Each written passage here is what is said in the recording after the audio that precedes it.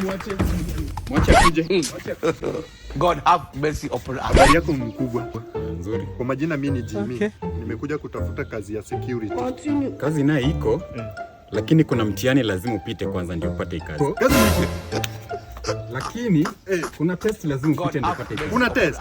Leta test bana. Utaweza kweli wewe kijana? Ana wili kure. Bana leta kazi. Utaweza kweli wewe kijana? Leta kazi. God have mercy upon us.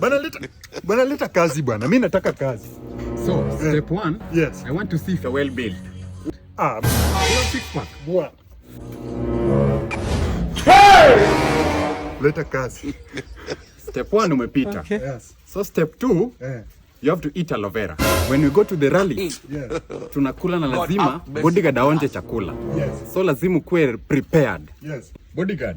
Yes. Bring the aloe vera. Aloe vera ni nini? Unaona kama naweza kazi huyu. Kazi naye naweza. Kazi mimi niko tu sawa. You ndio aloe vera. Go and ask your grandfather. No problem. I've come to such a job. God have mercy upon us. Bas, hiyo sura ya kazi ndio tunatafuta. Upi alikula hii? Go and ask your grandfather. God have mercy upon us. Very nice. Yes. Step 2 umepita. Yes. Sasa step 3. Hebu tuende.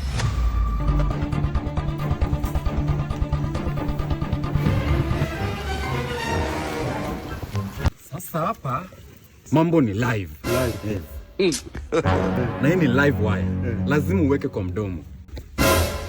I want a courageous bodyguard. Be strong, my friend.